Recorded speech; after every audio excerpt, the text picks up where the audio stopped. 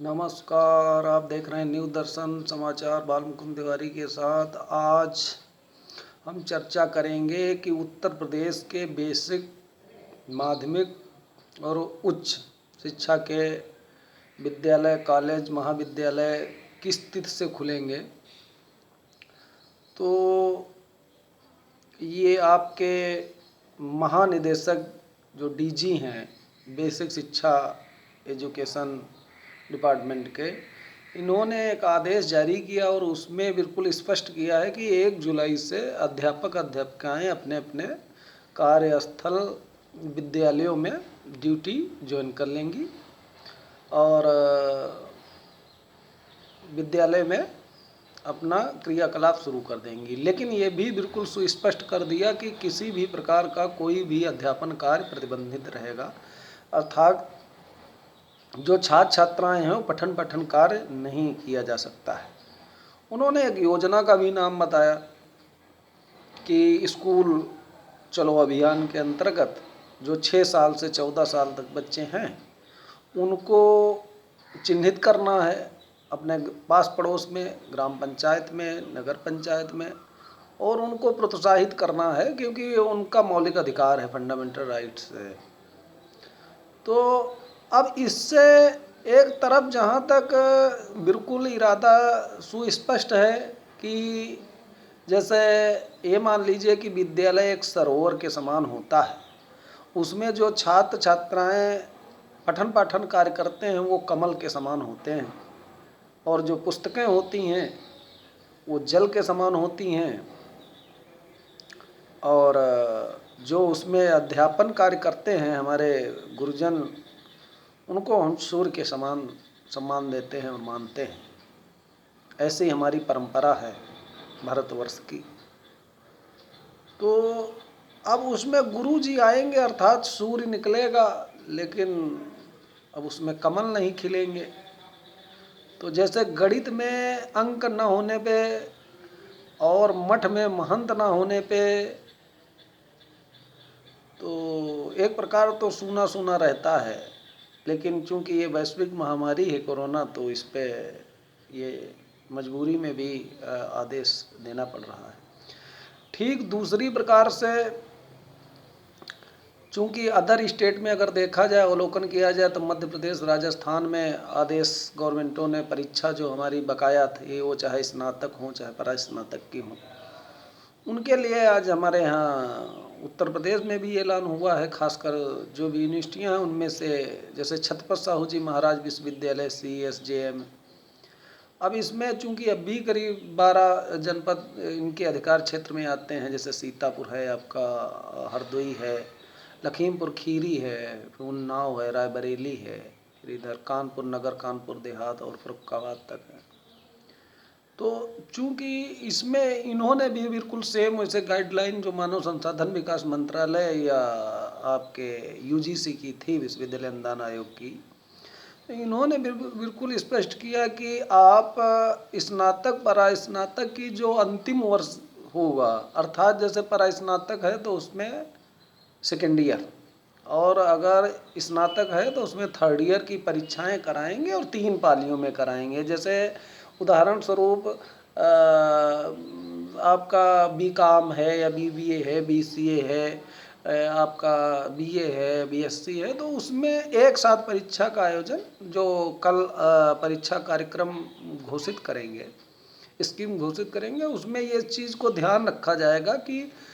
इस पाली में सुबह की पाली में मान लीजिए आपके BA के बच्चे बुला लिए गए स्नातक के, तो शाम दोपहर वाली पाली में आपके वो BCom के बुला लिए गए, फिर थर्ड पाली में BSc के बुला लिए गए, या इस तरीके से। अब उसमें एक और उसमें सुस्पष्ट आदेश दिया है अपनी आख्या में कि यदि किसी मान लीजिए परीक्षा केंद्र पे BA BSc BCom BBA अगर कई उनके यहाँ फैकल्टी की संबद्धता है, मान्यता है, तो ऐसी दशा में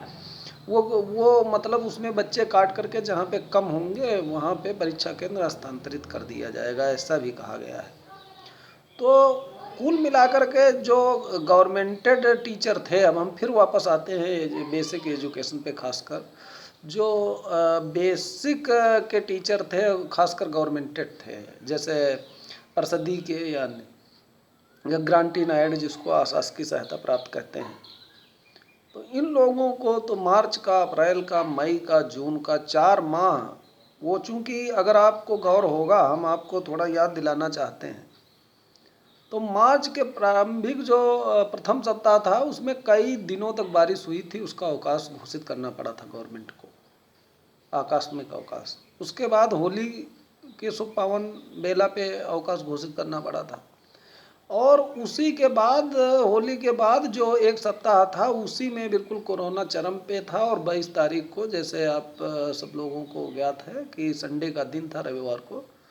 उस दिन जनता कर्फ्यू का नाम दिया गया था। तो एक सप्ताह या 10 दिन अधिकतम मान लीजिए मार्च में अध्यापकों ने काम किया था। तो कुल मिलाकर के उन्हें 4 माह का अगर देखा जाए तो जो पारिश्रमिक है वो बिना श्रम के ही देना पड़ा है गवर्नमेंट को। तो उनका मतलब मेन ध्येय अगर देखा जाए, समीक्षा किया जाए, विश्लेषण किया जाए, तो ये मेन था कि ये जो गवर्नमेंट सरकारी टीचर हैं, ये विद्यालय तक जाएं, विद्यालयों में जो 6 साल से 14 साल तक के बच्चे हैं, इनको विद्यालय लाने का प्रयास करें, उनको मोटिवेट करें कि शिक्षा है अनमोल रतन, पढ़ने का सब करें जत्न। और इस तरीके का भाव गवर्नमेंट के अंदर है। लेकिन इसमें जो हमारे बहुत से वित्त विहीन के भी जो सेल्फ फाइनेंस हैं, प्राइवेट हैं, इनको भी लाभ मिलेगा। बहुत से गार्जियन, अभिभावक होंगे, वो बच्चों के लिए अपने यूनिफॉर्म ले जाएंगे, पुस्तकें खरीदेंगे, और जूता मोजा खरीदेंगे, स्कूल बैग खरीदेंगे। तो इसमें एक प्रकार का मार्केटिंग और टाइप एक जो गदरिंग होती है, जो एक माहौल बनता है, उस तरीके का बनने के पूरे पूरे आसार हैं 1 जुलाई के बाद। अब ये समय के गर्भ में छिपा है कि बच्चों को क्लास कब दिया जाएगा, जो सबसे महत्वपूर्ण चीज़ है। तो अगर स्थितियां अनुकूल रहती हैं तो मान लीजिए 20 जुलाई से या दूसरे सप्ताह के बाद देखा जा सकता है। और अगर प्रतिकूल रहती हैं तो इसकी कोई भी संभावना, गारंटी नहीं लिया जा सकता है कि क्या होगा। तो कुल मिलाकर के जो हमारे भाई बहन छात्र छात्राएँ हैं, और जो अंतिम वर्ष में हैं, वो चाहे स्नातक हो, पीजी हो या यूजी हो, अंडर ग्रेजुएट हो, उन लोगों को हमारी हार्दिक शुभकामनाएं न्यू दर्शन एजेंसी की तरफ से, कि वो लोग पढ़ें और बढ़ें, व्यस्त रहें, मस्त रहें, स्वस्थ रहें, और अपना कोरोना महामारी में काल में पूरा अपना स्वास्थ्य के प्रति सचेत रहें, और अच्छा लिखें, चूँकि अब उन्हें परीक्षा से गुजरना पड़ेगा।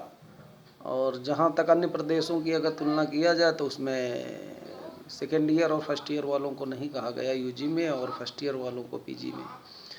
परीक्षा के लिए। तो हमारी शुभकामनाएं हैं न्यू दर्शन एजेंसी की तरफ से कि ज़्यादा से ज़्यादा अंक लाएं और अपना प्रतिभा, अपना नाम उजागर करें। इसी के साथ जय शिक्षक समाज।